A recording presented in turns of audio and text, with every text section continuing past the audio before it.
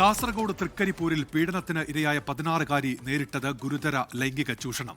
ബന്ധുവിന്റെ അറിവോടെയായിരുന്നു പീഡനം. അതിക്രമത്തിന് പിന്നിൽ സാമ്പത്തിക ഇടപാട് നടന്നു എന്നും സംശയമുണ്ട്. 1 വർഷത്തോളം പെൺകുട്ടിയെ ലൈംഗിക ചൂഷണത്തിന് ഇരയാക്കിയെന്നാണ് കണ്ടെത്തൽ. 24 ബ്രേക്കിംഗ്. അരുൺ പാറക്കൽ കാസർഗോഡ് നിന്ന്. അരുൺ, എന്തൊക്കെയാണ് വിവരങ്ങൾ?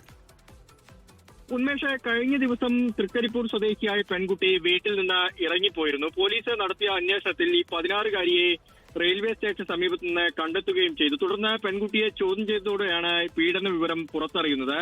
1 വർഷത്തോളമായി കുട്ടി ക്രൂരമായ ലൈംഗിക പീഡനത്തിന് ഇരയായി എന്നാണ് പോലീസിന് മൊഴി നൽകിയിരിക്കുന്നത്.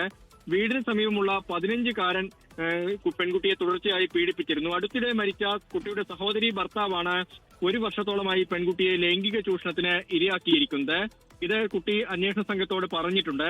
ഇയാളുടെ ഒത്താശയോടെയാണ് മറ്റ് പ്രതികൾ പെൺകുട്ടിക്ക് നേരെ ലൈംഗിക അതിക്രമം നടത്തിയതെന്നാണ് വിവരം. ഇന്നലെ ഇപ്പോൾ തൃക്കരിപ്പൂർ സ്വദേശിയായ നൌഷാദ്, ഫായിസ് എന്നിവരെ ചന്ദേര പോലീസ് അറസ്റ്റ് ചെയ്തിരുന്നു. സംഭവത്തിന് ശേഷം വിദേശത്തേക്ക് കടന്ന ആംബുലൻസ് ഡ്രൈവർ റഷീദിനെ നാട്ടിലെത്തിക്കാനുള്ള ശ്രമവും അന്വേഷണ സംഘം ആരംഭിച്ചിട്ടുണ്ട്. ഈ ബന്ധുവിന്റെ ഒത്താശയോടെയാണ് നടത്തിയ പീഡനത്തിൽ സാമ്പത്തിക ഇടപാട് നടന്നെന്ന വിവരം അന്വേഷണ സംഘത്തിൽ ലഭിച്ചിട്ടുണ്ട്. കൂടുതൽ ആളുകൾ പെൺകുട്ടിയെ ലൈംഗിക ചൂഷണത്തിന് ഇരയാക്കിയെന്നാണ് ഇപ്പോൾ കണ്ടെത്തിയിരിക്കുന്നത്. എന്തായാലും കേസിൽ കൂടുതൽ പ്രതികൾ ഉണ്ടായേക്കുമെന്ന വിവരമാണ് പുറത്തുവരുന്നത്. ഉന്മേഷ്, ശരി. അരുൺ പാറക്കൽ, കാസർഗോഡ്.